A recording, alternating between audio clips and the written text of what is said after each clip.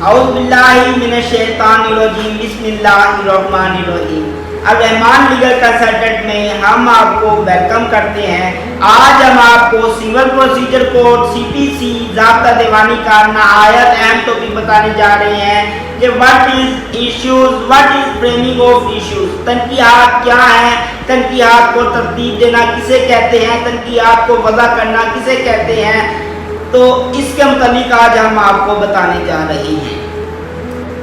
تو فرسٹلی میں آپ کو in order words, in formal words آپ کو یہ بتانا چاہتا ہوں کہ تنقیحات کسے کہتے ہیں۔ ایسے لوگ جن کا تعلق کچہری کے ساتھ ہے، جن کا واسطہ کچہری کے ساتھ ہے، عدالتوں کے ساتھ ہے، جن کی عدالتوں میں مقدمات چل رہے ہیں، انہیں تو پتہ ہوگا کیونکہ بعض دفعہ وکیل صاحب کہہ دیتے ہیں کہ ایشو کی کاپیاں لینی ہیں، مجھے پیسے دیو ایشو کی کاپیاں لے آئے، یا بعض دفعہ انہیں خود اپنے تجربے سے پتہ لگ جاتا ہے کہ فریمنگ آف ایشوز کیا چیز ہے، اور جنہیں نہیں پتہ ان کے لیے آج ہمارا یہ لیکچر ہے۔ تو ایشوز کی فریمنگ سے قبل میں آپ کو ایشوز کے متعلق بتانا چاہوں گا کہ ایشو کسے کہتے ہیں۔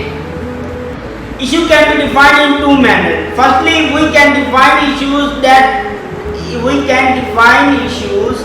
Issues are those material facts which are alleged in pleading. اور secondly issue ہم کیسے کر سکتے ہیں define؟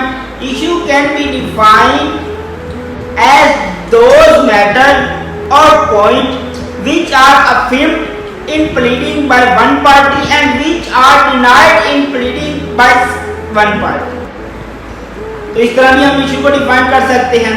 اس کے بعد میں آپ کو یہ بتانا چاہ رہا ہوں کہ what is framing of issues and what is non framing of issues۔ تنقیحات کو ترتیب دینا کسے کہتے ہیں، تنقیحات کو ترتیب نہ دینا یا تنقیحات کی عدم ترتیب سے کیا مراد ہے۔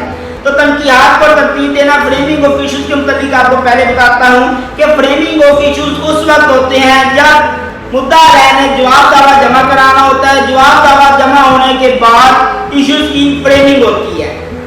اب نان فریمنگ آف ایشوز کب ہوں گے، تنقیحات کی عدم ترتیب کب ہوگی؟ تنقیحات کی عدم ترتیب صرف اسی صورت میں ہوگی جب مدعا علیہ عدالت میں پیش نہ ہوگا، یا اگر پیش ہو گیا تو جواب دعویٰ جمع نہیں کرواتا، وہ جواب دعویٰ جمع نہیں کروائے گا تو عدالت میں کیونکہ ایکس پارٹی پروسیڈنگ سٹارٹ ہوگی، ایکس پارٹی پروسیڈنگ سٹارٹ ہونے کی وجہ سے جو ہے there will be non framing of issues۔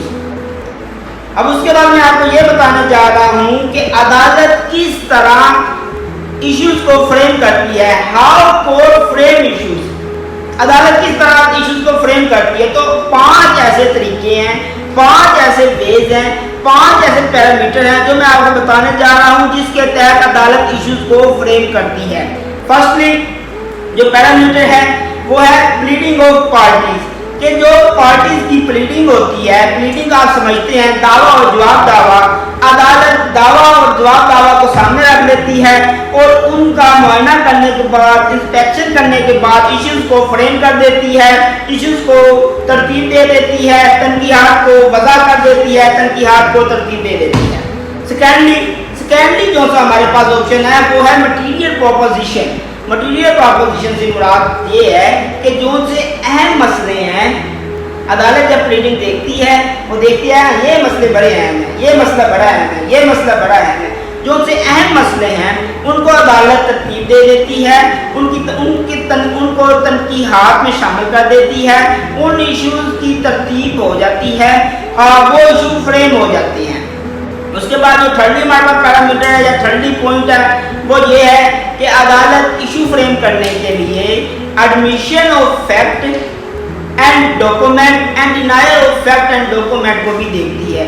عدالت یہ دیکھتی ہے کہ کون سے فیکٹ، کون سے ڈاکومنٹ کو پارٹیز نے ایڈمٹ کیا ہے اور کون سے فیکٹ، کون سے ڈاکومنٹ کو پارٹی نے ڈینائی کیا ہے۔ ان میٹرز کو بھی عدالت مد نظر رکھتے ہوئے ایشوز کو فریم کرتی ہے۔ اس کے بعد جو فورتھ آپشن ہے وہ ہے ایویڈنس اینڈ وٹنس۔ عدالت ایویڈنس اور وٹنس کو بھی مد نظر رکھتے ہوئے کا مطالعہ کرنے کے بعد، کی انسپیکشن کرنے کے بعد، کی ایگزامینیشن کرنے کے بعد جو سا ہے ایشوز کو فریم کر سکتی ہے۔ اس کے بعد جو fifth point and last point हमारे पास है वो है सम पार्टी एंड डॉक्यूमेंट। तो बाद दफा इस तरह होता है कि अदालत उस वक्त तक इश्यूज को फ्रेम नहीं करती, तनकीहात को तरतीब नहीं देती, तनकीहात को वज़ा नहीं करती जब तक सम पर्सन कोई शख्स या डॉक्यूमेंट की इंस्पेक्शन ना हो, किसी पर्सन की एग्जामिनेशन ना हो, उस वक्त तक अदालत इश्यूज को फ्रेम नहीं करती। जब उस शख्स की एग्जामिनेशन हो जाती है या किसी खास डॉक्यूमेंट की इंस्पेक्शन हो जाती है फिर अदालत इश्यूज को फ्रेम कर देती है। अब लास्ट पॉइंट जो हमारा है वो जो हम आपको बताने जा रहे हैं, क्या अदालत जो से इशू उसने फ्रेम किए हैं उसे अमेंड कर सकती है, क्या उसे स्ट्राइक आउट कर सकती है, वो क्या चीज़ है, अब उसके मुताबिक हम आपको बताने जा रहे हैं। कैन कोर्ट अमेंड और strike out the frame of the issues which are frame, तो इसके मुताबिक हम आपको बताने जा रहे हैं। तो सबसे पहले तो मैं आपको ये बताना चाहूँगा कि अमेंडमेंट इन इश्यूज, अदालत के पास अख्तियार है वो केस की किसी भी स्टेज पर इश्यूज को अमेंडमेंट कर सकती है। उसके बाद है स्ट्राइक आउट ऑफ इश्यूज, अदालत के पास ये भी अख्तियार है वो केस की किसी भी स्टेज पर जब उसे ये महसूस हो कि ये जो इश्यूज हैं वो सही तरीके से फ्रेम नहीं हुए, तनकीहात की तरतीब दुरुस्त नहीं हुई है, तनकीहात को वज़ा करने में कोई गलती हो गई है, तो वो जो उसने तनकीहात को तरतीब दी होगी, जो इश्यूज फ्रेम किए होंगे उन्हें स्ट्राइक आउट कर सकती है। उसके बाद जो हमारे पास थर्डली ऑप्शन है वो है पावर ऑफ कोर्ट, कि अदालत के पास कैसे अख्तियारात हैं, अदालत के अख्तियारात क्या हैं। तो अदालत के पास दो अख्तियारात हैं, एक तो उसके पास है डिस्क्रिशनल पावर जिसे कहते हैं हदायती अख्तियारात, दूसरा जिसे कहते हैं स्वाविधि अख्तियारात। उसके बाद जो दूसरी पावर है वो है मैंडेटरी पावर जिसे कहते हैं हदायती अख्तियारात।